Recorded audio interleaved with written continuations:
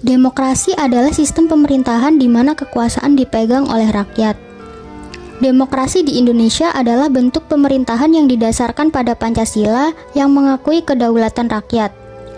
Sistem politik Indonesia adalah demokrasi representatif, di mana warga negara memilih perwakilan mereka melalui pemilihan umum. Indonesia memiliki lembaga-lembaga demokratis seperti DPR, DPD, dan Presiden yang dipilih melalui pemilihan umum. Pemilu di Indonesia diadakan secara teratur untuk memilih para pemimpin dan perwakilan pemerintahan. Pemilu 2024 yang akan datang ini merupakan proses demokratis yang memungkinkan warga negara untuk memilih pemimpin dan wakil mereka. Melalui pemilu, masyarakat dapat menentukan perwakilan mereka dalam pemerintahan, mencerminkan prinsip dasar demokrasi yang menghargai suara setiap warga. Dengan demikian, pemilu 2024 menjadi sarana utama di dalam konteks demokrasi, memungkinkan warga negara untuk berpartisipasi secara langsung dalam pembentukan pemerintahan dan menentukan arah kebijakan negara. Meskipun demokrasi di Indonesia telah berkembang sejak era reformasi pada tahun 1998, tetapi tantangan seperti korupsi, ketidaksetaraan, dan masalah lainnya tetap menjadi fokus. Demokrasi di Indonesia terus mengalami perkembangan dan transformasi seiring berjalannya waktu. Ya. Boleh minta waktunya sebentar nggak nih? Boleh. Mungkin boleh perkenalan dulu. So ya, perkenalkan, aku Alfa Izabar Fariski, biasa dipanggil Alfa. Aku sebagai mahasiswa Fakultas Hukum Universitas Jember, dan saat ini aku sedang menjadi mahasiswa di semester 1, lebih tepatnya angkatan 2023. Oke, mungkin aku siang ini bakalan kayak diskusi ringan tentang pemilu yang akan dilaksanakan 2024. FYI, pemilu 2024 akan dilaksanakan pada tanggal 14 Februari 2024. Jadi itu bertepatan sama hari Valentine. Mungkin buat yang jomblo ada kegiatan tuh. Iya, kegiatannya tuh di KPU. Nah, terus mungkin Kak Alfa udah tahu nggak nih urutan calon presiden dan wakil presiden calonnya untuk 2024? Aduh, kalau ditanya urutan nih sebenarnya nih belum update banget nih ya, urutan presiden ini, dan jujur emang belum ngikutin perkembangan tentang dunia pemiluan ini sih. FYI, urutan calon presiden dan wakil presiden tahun 2024 itu nomor urut 1 ada Pak Anies dan juga Pak Muhaimin, nomor urut 2 ada Pak Prabowo dan juga ada Mas Raka. Terus yang ketiga ada pasangan calon dari Pak Mahfud dan juga Pak Ganjar. Oke, terus buat aku pengen sharing aja nih sama Kak Alfa, kalau misalkan asas dari demokrasi itu luber jurdil, singkatnya luber jurdil, yang dimana itu langsung, umum, bebas, rahasia, jujur, dan adil. Nah, dari asas-asas pemilu tersebut, aku pengen nanya nih ke Kak Alfa, pemimpin ideal masa depan menurut Kak Alfa itu seperti apa sih? So, kalau menurut aku sih pemimpin ideal adalah pemimpin yang dia itu pastinya bisa menjalankan program kerja yang emang sesuai dengan visi misi dia, itu yang pertama. Terus kemudian bagaimana dia bisa mengayomi dan mengemban amanah yang kita sebagai anggota ataupun kita sebagai rakyat yang kita berikan kepada dia bisa menjalankan tugas-tugas dan program kerjanya dengan amanah, dan yang pasti dia itu sebagai pemimpin yang memiliki juga integritas yang tinggi, sehingga di masa depan nanti jika ada suatu kecurangan dia tetap bisa berada di jalan yang benar. Oke, berarti pemimpin itu nggak boleh omong doang ya? Betul. Oke, jadi bisa aku simpulin nih, untuk di masa depan kita butuh benar-benar pemimpin yang integritas, yang tidak hanya menebar janji di mana-mana, tetapi melakukan kerja nyata gitu. Makasih ya atas waktunya siang ini. Sama-sama. Good luck. Permisi Kak, boleh minta waktunya sebentar? Ya, boleh.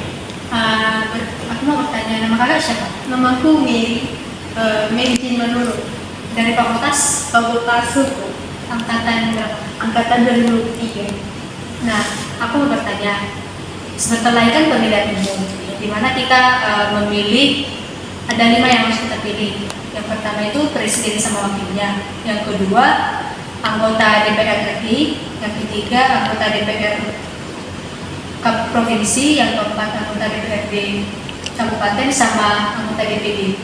Nah, sistem pemilihan umum yang ada di Indonesia itu kan proporsional representatif, di mana metode pemilihan umum ini yang digunakan seperti pemilih memilih partai politik bukan calon individu. Kemudian kursi yang ada di parlemen ini didistribusikan berdasarkan jumlah suara yang diperoleh dari masing-masing partai politik.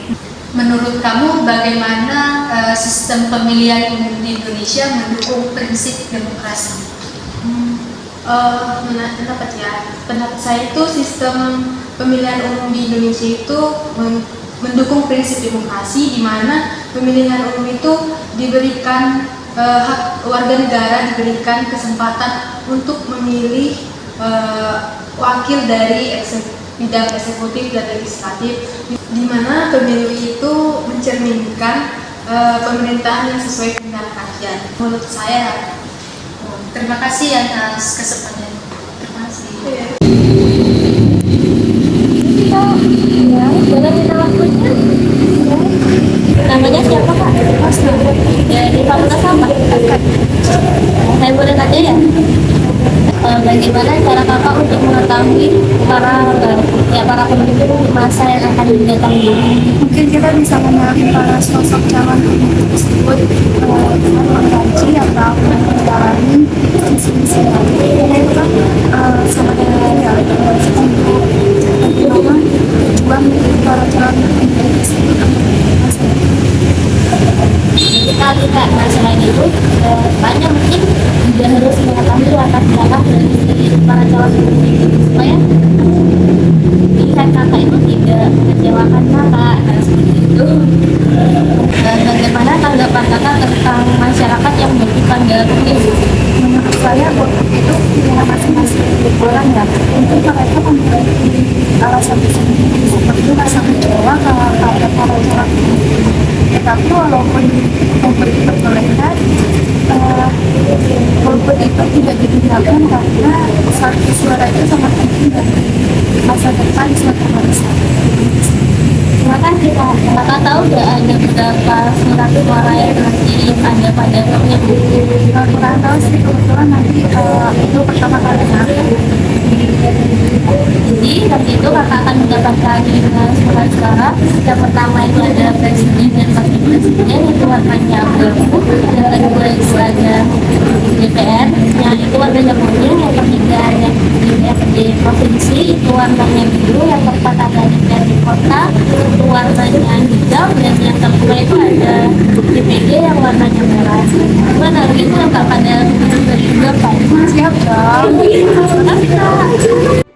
Dari wawancara yang sudah disampaikan oleh beberapa narasumber, mahasiswa Universitas Jember membutuhkan atau mengharapkan pemimpin yang berintegritas yang menjalankan tugas-tugasnya dengan baik di masa depan.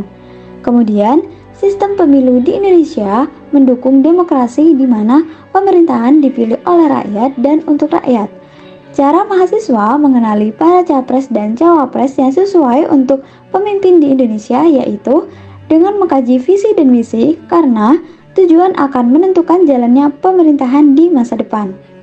Semoga pemilu 2024 berjalan dengan lancar dan mendapatkan pemimpin yang sesuai dengan kriteria kita. Ingat, 14 Februari 2024, jangan golput ya.